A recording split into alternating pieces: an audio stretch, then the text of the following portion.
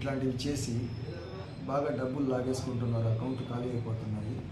ఈ మధ్యకాలంలో కూడా ఒక 2-3 కేసులు నంద్యాల టౌన్లో రిజిస్టర్ అయినాయి. ఇంకొకటి ఏమంటే ఈ అమ్మాయిల ద్వారా వీడియోలు చేయించడము, వీడియో కాల్స్ చేయించడము. ఆ వీడియో కాల్స్ అమ్మాయిలు వస్తున్నాయి కదా అని వీళ్ళు కొందరు అమాయకులు తెలియకుండా వాళ్ళతో చాటింగ్ చేయడం, లైవ్ చాటింగ్ చేయడము. ఆ చాటింగ్ చేసే సందర్భంలో అమ్మాయిలు అశ్లీలంగా ప్రవర్తించి వీళ్ళని ట్రాప్ చేయడము. ఆ వీడియో మళ్ళీ ఎక్స్పోజ్ చేస్తాము, కుటుంబ సభ్యులకు మళ్ళా పబ్లిక్ చేస్తామని చెప్పేసి బెదిరించి డబ్బులు తీసుకోవడము, లేకుంటే సైబర్ అరెస్ట్ చేస్తామని చెప్పేసి మీకు డబ్బులు ఇవ్వకుంటే అని చెప్పేసి డబ్బులు లాగడము, ఇట్లాంటి పనులు చేస్తున్నారు. వీటి పట్ల ప్రజలు అప్రమత్తంగా ఉండాలి. ఇట్లాంటివి ఏమైనా జరిగితే మీరు డబ్బులు ఏమి వాళ్ళకు ₹1 కట్టాల్సిన అవసరం లేదు.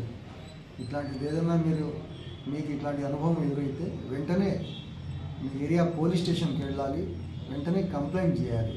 లేకుంటే 1930 సైబర్ పోర్టల్కు ఫోన్ చేయాలి, చేసి వెంటనే కంప్లైంట్ చేయాలి. దాని మీద చర్య తీసుకుంటారు. అంతేగాని మీరు వీళ్ళ ట్రాప్లో పడకూడదని చెప్పేసి మళ్ళీ మిమ్మల్ని మీడియా ద్వారా కోరుతున్నాము. ఈ సిబిఐ ఆఫీసర్లు మాట్లాడుతున్నాము, వేరే స్టేషన్ నుంచి ఐపీఎస్ ఆఫీసర్స్ మాట్లాడుతున్నాము, ఈడీ అధికారులు మాట్లాడుతున్నాము అని ఈ సైబర్ నేరగాళ్ళు ఇట్లా అమాయక ప్రజల్ని కూడా చాలామందిని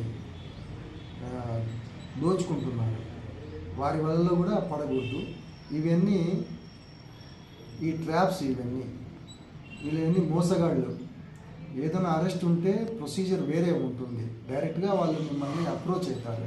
అంతేగాని వీడియో కాల్స్ చేసి మేము మిమ్మల్ని అరెస్ట్ చేస్తాము, అరెస్ట్ కాకుండా ఉండాలంటే డబ్బులు కట్టాలి అని ఇట్లాంటి ఉచ్చులు పడకూడదు.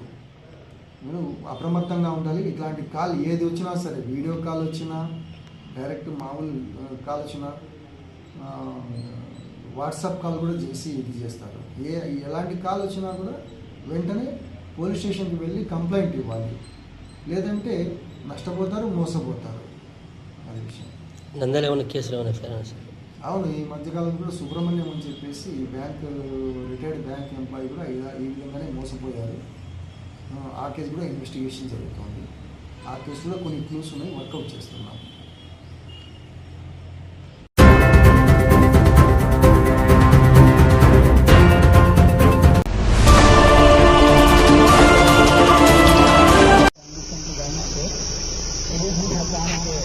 रखा गया है।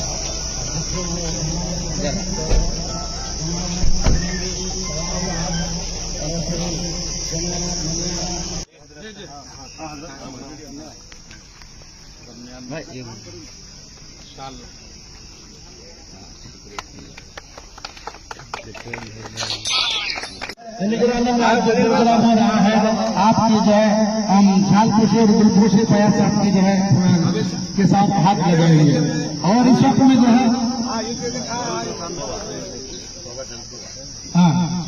नंद्याल जिला के तमाम जो है मुसलमान यहाँ जमा किया गया है सुन्नत इब्राहिमी के लिए। हमारे दरमियान जो है हमारे जनाब एमएमडी फयाज सियासतदान और हमारे मुसलमानों की जो है नजर हमारे जो है साया जनाब एमएमडी फारूक साहब के फर्जंद जो है हमारे सुन्नत इब्राहिमी के प्रोग्राम में तशरीफ लाए और हम सब जो है इस वक्त में जमातुल उलमा वल अइम्मा फाउंडेशन की जानिब से मरहबा मरहबा अहलो 30 सेकंड का नंबर दिया जा रहा है।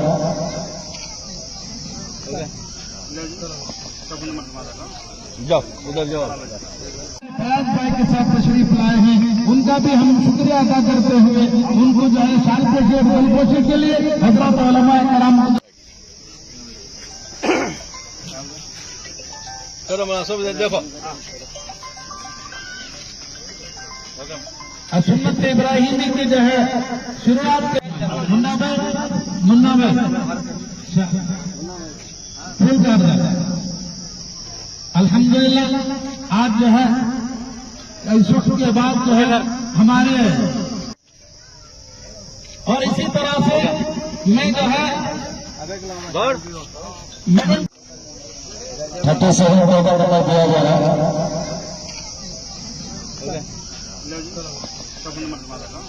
जाओ उधर जाओ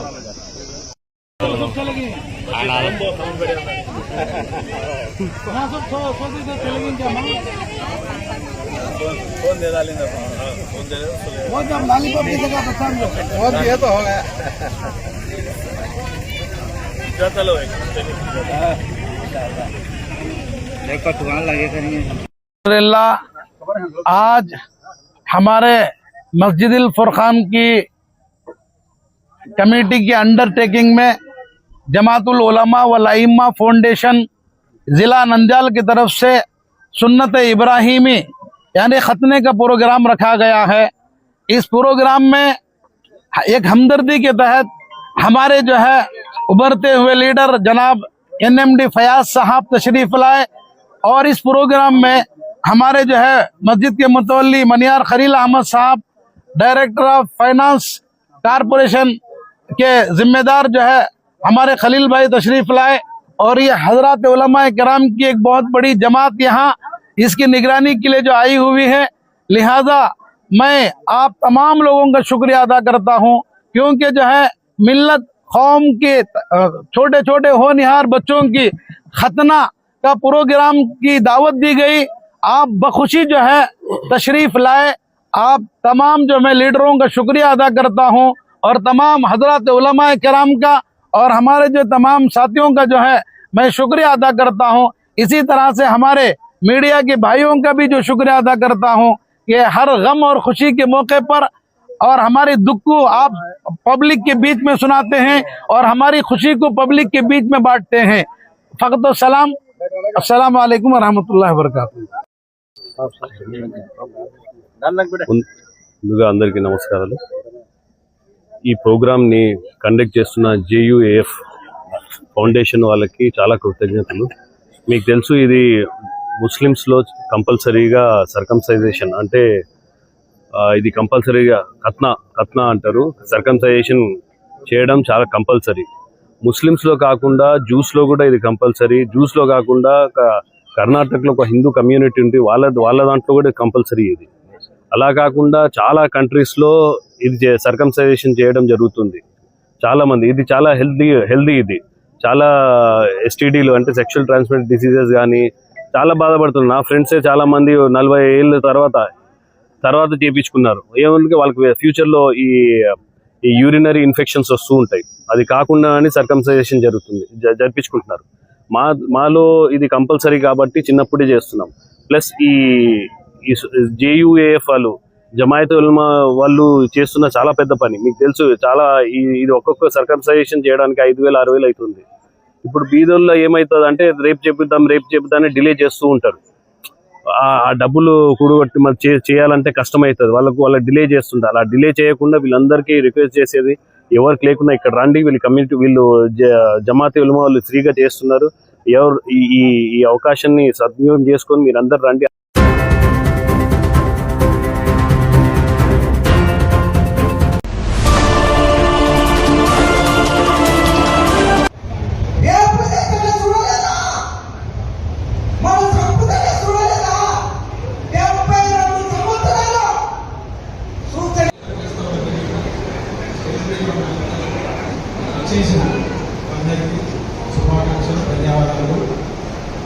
ముస్లిమ్స్ కేరళలో ఫస్ట్ కన్వర్ట్, అలాగే క్రిస్టియన్స్ కూడా జీసస్ క్రైస్ట్ తర్వాతే వచ్చాయి। అప్పుడే కొంచెం కేరళలో చర్చలు ఉండేవి। మనం జాగ్రత్తగా చక్కగా అమ్మాయి పెంచి పెళ్లి చేసి ఒక కుటుంబాన్ని స్థిరపరిచిన విధానాన్ని బట్టి ప్రత్యేకించి అక్కగారికి గారు ఈ విలువైన సందేశంతో పాటు మాజీ కౌన్సిలర్ కృపాకర్ గారిని సభ మీదకి సాధారణంగా ఆహ్వానిస్తున్నాం।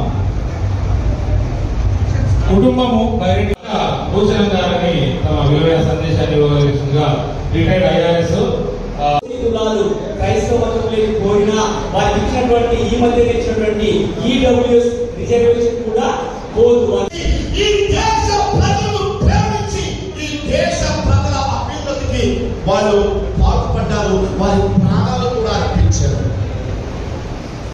అసలు దళితులు అంటే ఎవరు అనేది అక్కడి నుంచి మొదలు కావాలి। దళితులు అంటే ఎవరంటే ఈ దేశంలో మత స్వేచ్ఛ లేకుండా చేశారు।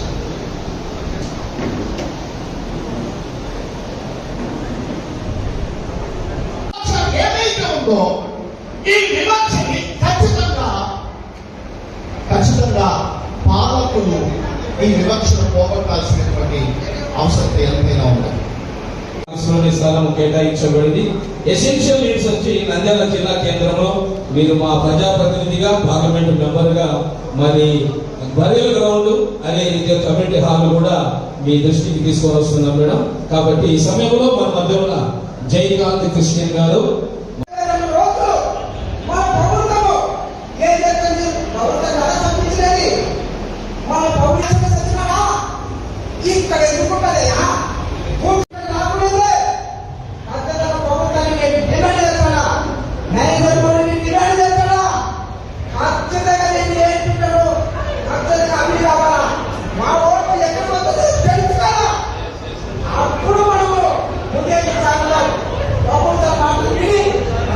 విషయంలో అమరావతి హైకోర్టు ఇచ్చింది, సభపై సుప్రీంకోర్టు చెప్పింది. దాని విషయమై దళిత క్రైస్తవులకు ఎస్సీ స్టేటస్ కోసము రేపు జూన్ 10వ తారీఖు వరకు బాలకృష్ణ గారి కమిషన్ కు సెంట్రల్ గవర్నమెంట్ సమయం ఇచ్చింది. మన విషయం ఏంటంటే 1950 ప్రెసిడెన్షియల్ ఆర్డర్ పారా నంబర్ 3 రద్దు, అదే సమయంలో 1998 మేము రద్దు, దళిత క్రైస్తవులకు ఎస్సీ స్టేటస్ కావాలనేదే ఈ యొక్క సభ ముఖ్య ఉద్దేశం. కాబట్టి అందరూ కూడా ఈ నియమాలు పాటించాలని కోరుతున్నాను. Thank you.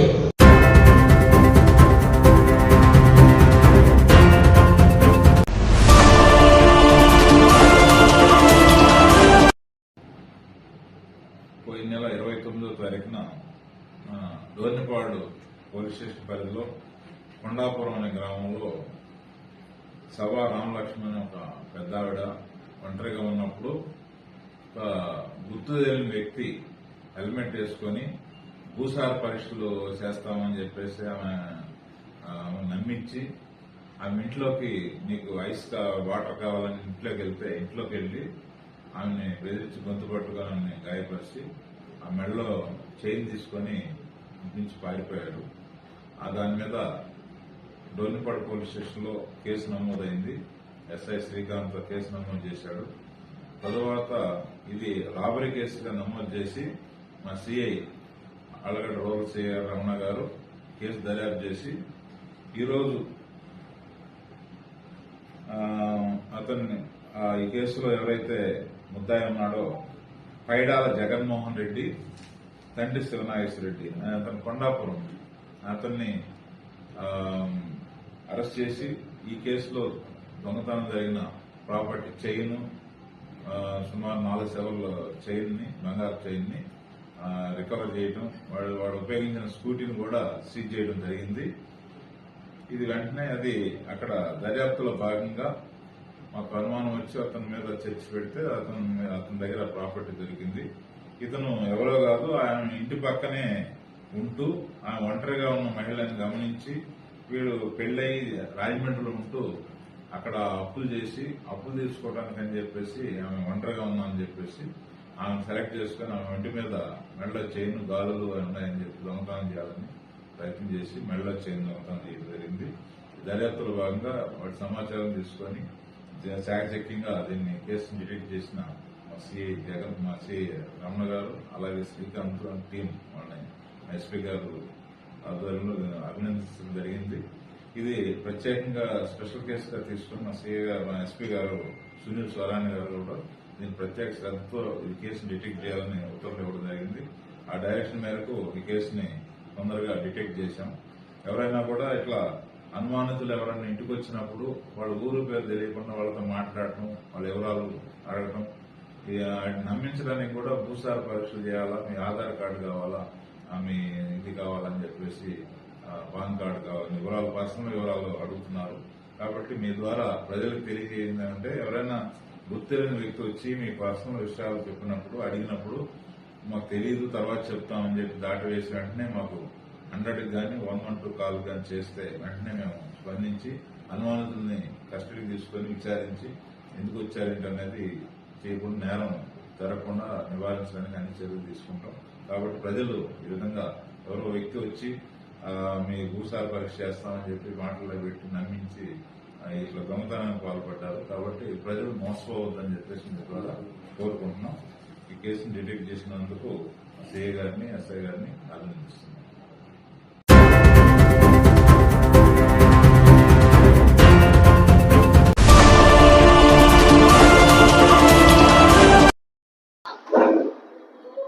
Nandyal traffic CI Chand Basha ఆగడాలు అరాచకాలు రోజు రోజుకు పెరిగిపోతూ ఉన్నాయి.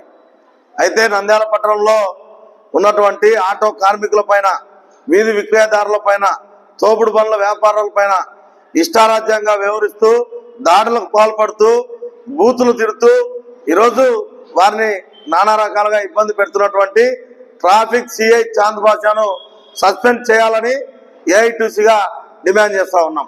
అయితే ఈ నంద్యాల పట్టణంలో ట్రాఫిక్ సిఐగా చాంద్ బాషా విధులు ప్రారంభించినప్పటి నుంచి కూడా నాటి నుంచి నేటి వరకు ఆటో కార్మికుల పైన, నంద్యాల పట్టణంలో ఉన్నటువంటి వివిధ రకాల కార్మికుల పైన, బైకులపై వెళ్తున్న ప్రజల పైన ఇష్టారాజ్యంగా వ్యవహరిస్తూ తన అధికారాన్ని చేతిలోకి తీసుకొని, చట్టాన్ని చేతిలోకి తీసుకొని ఇష్టారాజ్యంగా వ్యవహరిస్తూ ఈరోజు ఇబ్బందులకు గురి చేస్తున్నటువంటి ఘటనలు జరుగుతూ ఉన్నాయి.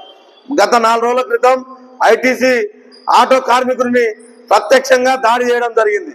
అయితే దాన్ని నిరసిస్తూ ట్రాఫిక్ పోలీస్ స్టేషన్ ఎదుట ఏఐటీసీగా ధర్నా నిర్వహించడం జరిగింది.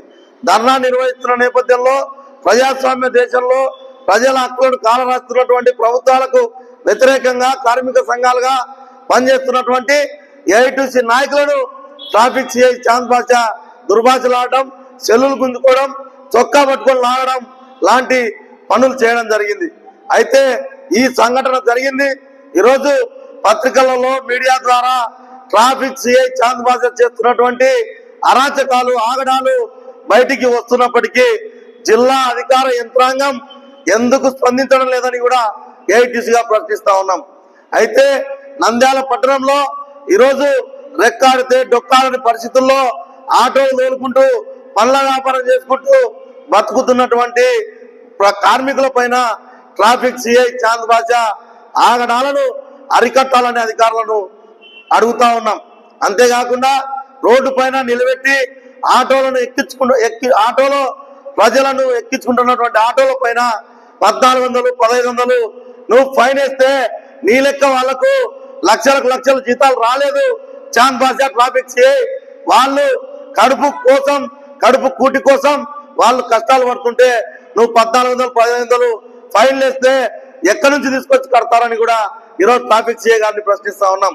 అంతేకాకుండా గాంధీ చౌక్ లో ఉదయం లేచి పోయి మార్కెట్కి వెళ్లే వారి పైన, మార్కెట్ బాడిగలు దొరుకుతున్నటువంటి ఆటో కార్మికుల పైన, మార్కెట్ లో టీ అమ్ముకునే వారి పైన, మార్కెట్ లో టిఫిన్ దోశ పనులు పెట్టుకునే వారి పైన ఈరోజు తన ప్రతాపాన్ని చూపిస్తూ అందరినీ కూడా ఇబ్బందులకు గురి చేస్తా ఉన్నాడు. గత 4 రోజుల కిందటనే ఏఐటీసీగా అధికారులకు విజ్ఞప్తి చేయడం జరిగింది.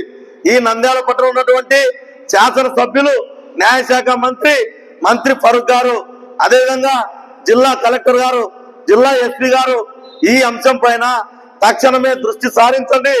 ప్రజలను ఇబ్బందులకు గురి చేస్తూ ఆటో కార్మికుల పైన దాడులకు పాల్పడుతూ వ్యాపారులకు తక్కలు ఇచ్చేస్తూ బండ్లను ఎత్తేస్తూ వ్యాపారులకు, ఆటో దొరికిన కార్మికులకు, ప్రజలకు ఇబ్బందిగా, తలనొప్పిగా మారినటువంటి నంద్యాల ట్రాఫిక్ సిఐని చాంద్ బాషాను ఈ నంద్యాల నుంచి సాగనంపండి, సస్పెండ్ చేయండి. లేని పక్షంలో ప్రత్యక్ష ఆందోళన కార్యక్రమాలకు ఏఐటీసీ సిద్ధమవుతుంది అని చెప్పి తెలియజేస్తా ఉన్నాం. అంతేకాకుండా ఈ నంద్యాల ట్రాఫిక్ సిఐ చాంద్ బాషా ఈరోజు చట్టాన్ని చేతిలోకి తీసుకొని కార్మికుల పైన చేస్తున్నటువంటి అరాచకాల పైన, ఆగడాల పైన అధికారులు స్పందించకపోవడాన్ని నిరసిస్తూ ఈ నెల 14వ తారీఖున ట్రాఫిక్ పోలీస్ స్టేషన్ ముట్టడికి ఏఐటీసీ సిద్ధమవుతుంది. కాబట్టి ట్రాఫిక్ పోలీస్ సిఐ చాంద్ బాషాను సస్పెండ్ చేయకపోతే ఖచ్చితంగా ప్రత్యక్ష ఆందోళన కార్యక్రమాలకు సిద్ధమవుతాం. ట్రాఫిక్ సిఐ చాంద్ బాషాను నంద్యాల నుండి సాగనంపేంత వరకు ప్రత్యక్ష ఆందోళన కార్యక్రమాలు ఉధృతంగా నిర్వహిస్తామని తెలియజేస్తా ఉన్నాం.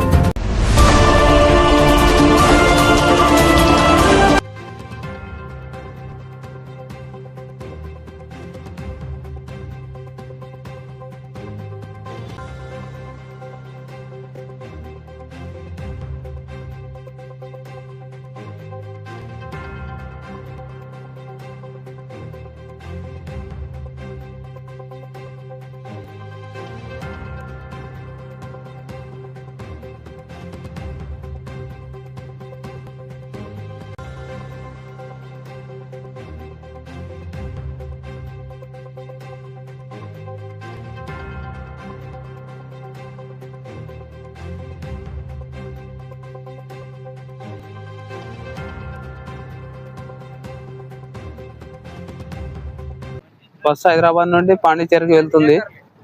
ఇక్కడ నంద్యాల టోల్గేట్ కాడ టోల్గేట్ పాస్ అయినాక బర్రె అడ్డం వచ్చింది. అది బర్రె అడ్డం వచ్చి లెఫ్ట్ ఎక్కి రైట్ కట్ చేసే లోపల బస్సు కింద పడింది. హైదరాబాద్ నుంచి తిరుమల నామాయిలకి వెళ్తుంది. నంద్యాల దాటుకున్న ఒక 10 కిలోమీటర్ల దూరంలో పడిపోయింది బస్సు. అంటే అది తెలియదు మనకి, ఇక ఎట్లా జరిగిందో. పడిపోయిన తర్వాత లేచి చూసాం. తిరుమల నామయ్య, హైదరాబాద్ టు తిరుమల నామయ్య. ఒక అతనికి ఫ్రాక్చర్ అయింది చెయ్యి, మిగతా వాళ్ళకి పెద్దగా ఏం కాలేదు, చిన్న చిన్న దెబ్బలు తగిలింది.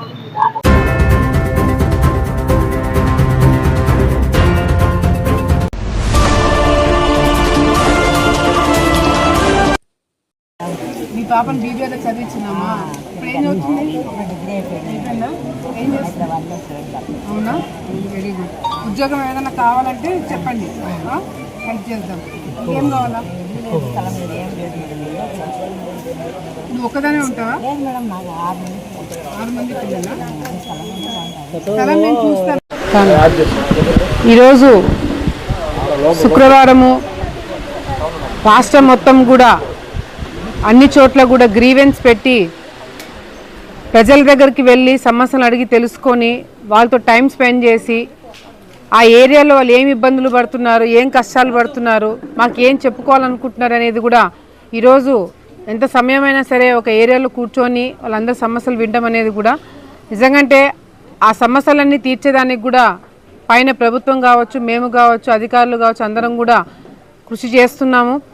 ఇవన్నీ కూడా ఈరోజు ముఖ్యంగా ఈ ఏరియాలో మేము గ్రీవెన్స్ పెట్టిన తర్వాత ఎక్కువ శాతం అందరూ అడిగేది కూడా కొత్త ఇల్లు అడుగుతున్నారు. తప్పకుండా ఎంఆర్ఓ గారితో, కలెక్టర్ గారితో, మున్సిపల్ డిపార్ట్మెంట్ అందరితో, టిడ్కో అందరితో కూడా కూర్చొని తప్పకుండా సొంత ఇల్లు లేని వాళ్ళందరికీ కూడా, పేదవాళ్ళకి అందరికీ కూడా ఇల్లు ఏర్పాటు చేసేదానికి మేమందరం కూడా కృషి చేస్తామని చెప్పి సందర్భంగా తెలియజేసుకుంటూ, గతంలో టిడ్కో హౌసెస్ వైసీపీ నాయకులు వచ్చిన తర్వాత దాన్ని ఏ విధంగా పక్కన పాడేశారు, ఆఖరికి డబ్బులు కట్టినవి కూడా వెనక్కి ఇవ్వాలంటే కూడా ఇవ్వలేని పరిస్థితులలో గతంలో ఉన్నారు. కానీ మా ప్రభుత్వం వచ్చిన తర్వాత ఎవరితో అయితే డబ్బులు కట్టించుకున్నారో వాళ్ళకి ఇల్లు ఇవ్వలేదో వాళ్ళందరికీ కూడా డబ్బులు వెనక్కి ఇచ్చేస్తున్నాము. అది కూడా తొందరలోనే ఒక ప్రోగ్రాం పెట్టుకొని ఆ డబ్బులు అందరికి కూడా రిటర్న్ ఇచ్చేసి నిజంగా ఇల్లు లేని వాళ్ళకి అందరికి కూడా ఇల్లు ఏర్పాటు చేసేదానికి మేమందరం కూడా వాళ్ళందరి దగ్గర నుంచి అర్జీలు తీసుకొని అధికారులతో మాట్లాడే వాళ్ళకి ఇల్లు ఏర్పాటు చేపిస్తున్నాం. ఈరోజు ఏ పని చేయాలన్నా, ఏ పని చేసినా అది కేవలము తెలుగుదేశం పార్టీ ప్రభుత్వం వచ్చిన తర్వాతనే జరుగుతున్నాయి తప్ప గతంలో వైసీపీ నాయకులు వచ్చి కేవలం ఓట్ల కోసము తిరిగారే తప్ప ఎక్కడ కూడా పనులు చేయాలనే ఉద్దేశంతో ఎవరు పనులు తిరగలేదు.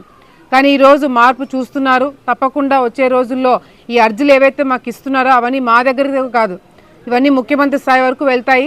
తప్పకుండా ఆయన కూడా రివ్యూ చేసి ఈ ఆలగడ్డలో ఎందుకు ఇన్ని సమస్యలు ఉన్నాయి అనే దగ్గర ఆయన అంతా చిన్నది కూడా పట్టుకొని ఈరోజు పనులు చేస్తున్నారంటే పరిపాలన ఏ విధంగా ఉండాలా, నాయకులు ఏ విధంగా ఉండాలా, ప్రభుత్వం ఏ విధంగా పనులు చేయాలనేది కూడా ఈరోజు చంద్రబాబు నాయుడు గారిని, మా ప్రభుత్వాన్ని చూసి నేర్చుకోవాలని చెప్పి కూడా వైసీపీ నాయకులకు హెచ్చరిస్తూ, ఈరోజు వైసీపీ నాయకులకి ఏం చేయాలో తెలియక నిజంగానే వాళ్ళకి ఏం పని పెట్టలేదు. ఎందుకంటే ప్రభుత్వము ఒక పక్కన అధికారం పార్టీ మేమే, ప్రతిపక్షం మేమే, అన్నీ కూడా మేమే మాట్లాడి కొట్లాడి ఈరోజు పనులు చేయించుకుంటున్నాము. సో వాళ్ళకి ఎటువంటి పని లేకుండా మేము కాదు ప్రజలే వాళ్ళని పక్కన కూర్చోబెట్టినారు. ఈరోజు దానికి తగినట్టుగానే మేము కూడా పనులు చేస్తున్నాము.